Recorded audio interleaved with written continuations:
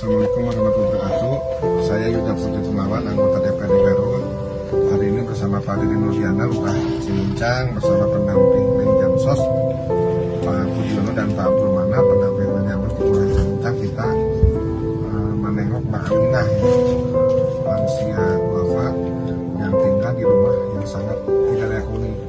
Bahkan ini sekarang hari Kamis, tanggal 11 Desember 2025.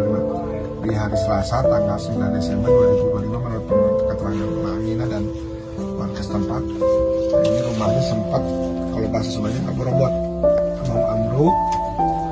Hanya saja alhamdulillah di belakang masih ada rumah Pak Soma yang permanen sehingga tertahan rumah Pak Soma. Jadi ini kondisi sudah miring dan membahayakan keselamatan Mbak Aminah. Sementara Mbak Aminah tinggal dulu di rumah anaknya dan juga rumah Pak Mung di seberang. Nah, kemudian juga ada kendala.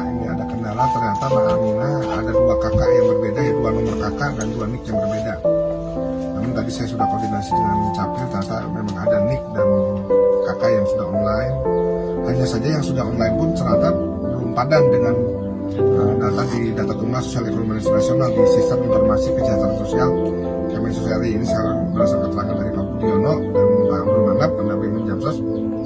Ada data yang sangat berbeda dari tanggal kelahiran, tahun kelahiran, data nama orang tua seperti itu.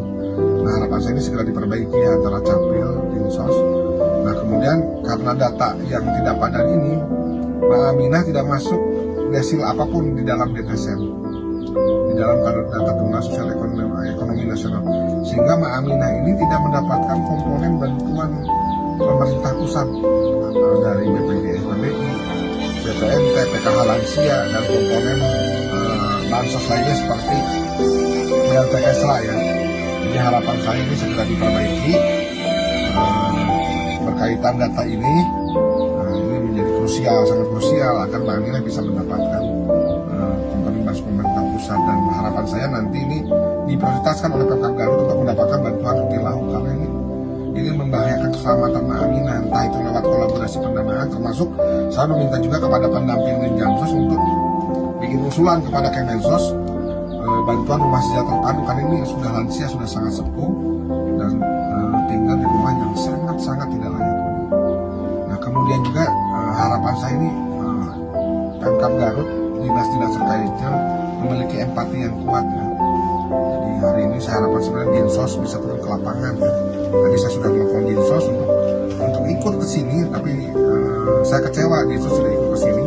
Maksudnya bahwa fenomena seperti Mbak Aminah ini banyak di Kabupaten Garut. Ini butuh ikhtiar bersama-sama memperbaiki agar lansia seperti Mbak Aminah bisa mendapatkan bantuan. Jadi ini perlu ikhtiar bersama-sama kita semua ya. Dan ini memerlukan empati kita semua.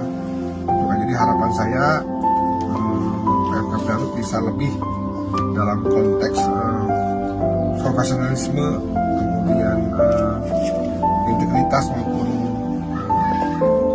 empati dari ASN-nya ditingkatkan lagi, karena kita perlu ikhtiar bersama-sama. Perbaikan ini memerlukan komitmen bersama-sama, tidak bisa satu SKPD kan. Ini harapan saya itu. Jadi mari kita bersama-sama memperbaiki data agar bantuan bisa tepat sasaran. Kemudian juga harapan saya Pak Bupati, Pak Sekda, optimalkan kolaborasi pendanaan seperti ketika saya gotong royong Pak Eja ya, dapat dari CSR BJB, dapat dari Basnas juga, dapat dari iuran ASN juga, karena ini harus segera diperbaiki. Ini juga kalau dibiarkan bisa mengancam juga penghuni rumah yang lain seperti rumah Pak Soma kan. Ini tidak bisa tidak. Jadi ini harus segera kita perbaiki dengan kolaborasi pendanaan. Di Pemkab Garut tidak perlu menunggu APBD tahun anggaran 2026, Pemkab Garut bisa mengoptimalkan dari Basnas, dari CSR BJB dan CSR badan usaha lainnya. Itu sih yang saya sampaikan. Ini Mbak Aminah ini tinggal di Kampung Balariuk, RT 2 RW 11, Kelurahan Cimuncang, Kecamatan Garut Kota. Dan harapan saya ini mohon jadi perhatian Pak Bupati dan Pak Sekda. Terima kasih.